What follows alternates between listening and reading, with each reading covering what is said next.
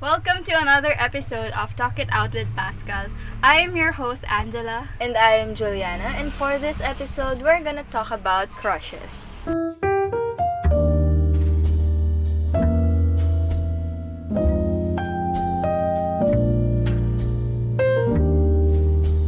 Just to give you guys some context on why we chose this topic, we consider that our target audience is essentially teenagers or high school students, and we thought that the majority of us would be able to relate to this topic.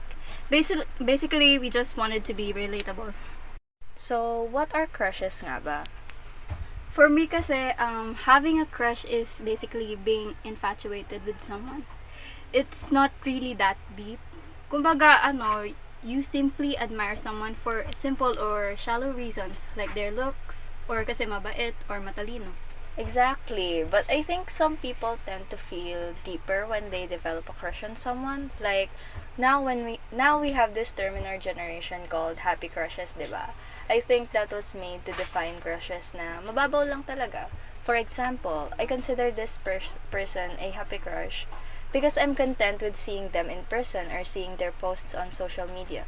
But other than that, my life doesn't really revolve around them.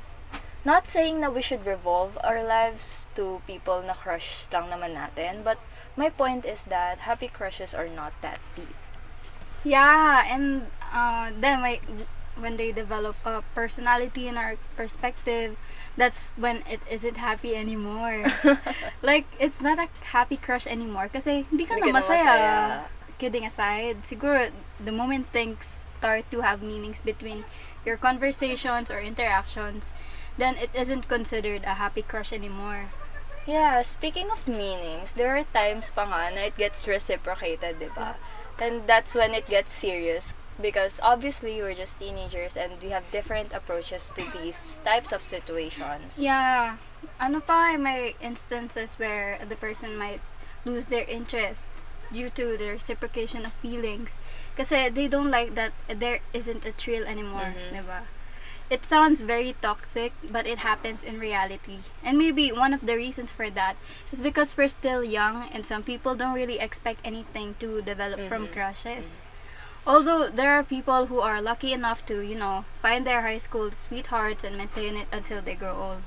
Speaking of high school sweethearts or relationships, this is a reminder that we're not encouraging anyone to feel pressured or feel the need to get into a relationship during high school. Because I feel like it happens a lot through peers, through social media, or even family members. So, go at your own pace, and if you feel like it's not really for you yet, then you don't have to do anything. It's even okay if you don't really have a crush on someone at the moment.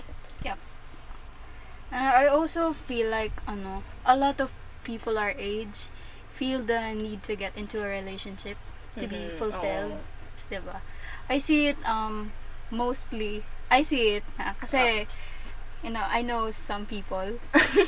I see it mostly on people who don't have, much confidence. Yeah. So, like, they rely on other people to feel the hole in their hearts. Para mabuo sila. Yeah. To feel complete, gano'n. Pero, it's okay not to be in a relationship, especially since we are still teenagers. Tama. I actually think it's better to just focus on ourselves or our studies first. Pero, hindi naman natin maiiwasan na there are times when our feelings are not reciprocated. Like, instead, we are rejected by the person we like, kapag umaamin. And it can be devastating for some. Pero if it's not that deep for you, then I think it will be easier for you to move on. Tuloy lang ang buhay, ganon. But I don't think I can speak for everyone since I personally have not experienced feeling rejected by someone. So, ikaw ba? Do you have any experiences? And if so, can you tell us how you dealt with it? I actually do have an experience. Well, for me, the situation I was in kasi was a little complicated because the person I used to like the emphasis I used to like had a crush on my friend, one of my close friends. So, maaga pa lang, I already accepted that nothing will have ever happen between us. Not that I was expecting anything. I wasn't really expecting anything dun sa situation.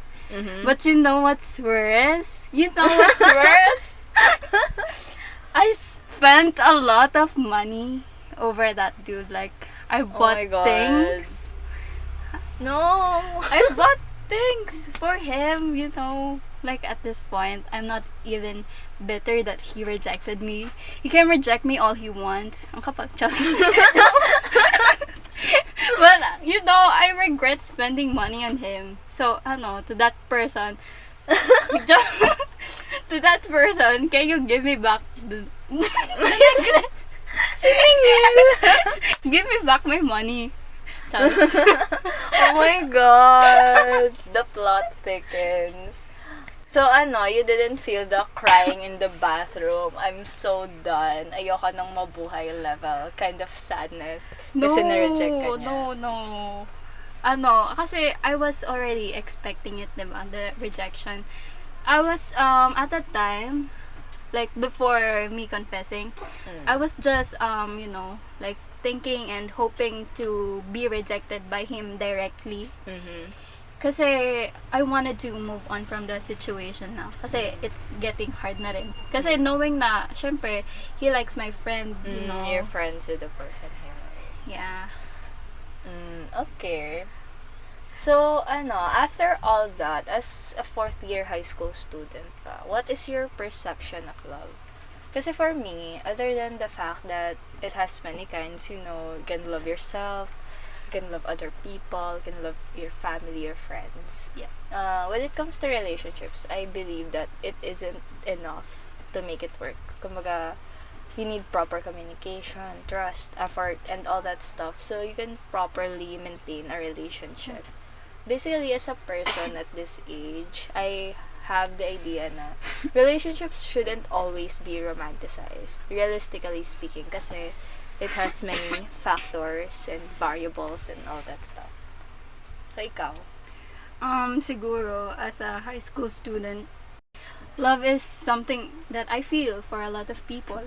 I can have love for myself, my friends, you guys, my family, and and and sa kanya. To that one person. To that one person, if you're listening, Okay. you should. So, You should. I believe that love is a very wide concept to discuss. It has many sides. So, Diverse ang love. yes. So, to close off this topic, crushes are very eminent, very popular to us teenagers. Everyone has them. Even as an elementary student, you can develop a crush on someone. But it's important that those crushes won't start defining our worth. Basically, what I'm saying is that when you get rejected, or if ever you get rejected, you're still worthy of love and acceptance simply because you are a human being that is living on this earth. You Yes. deserve to accept and receive love from multiple people, regardless of what one person said to you. Don't let rejection define your worth. Yes, are you listening, Mr. Mo? Oh my God! Anyway, that is all. Thank you Thank you guys for for- listening. Thank to you for our- tuning in Yep. to our episode. Yeah, Yay. goodbye. Goodbye.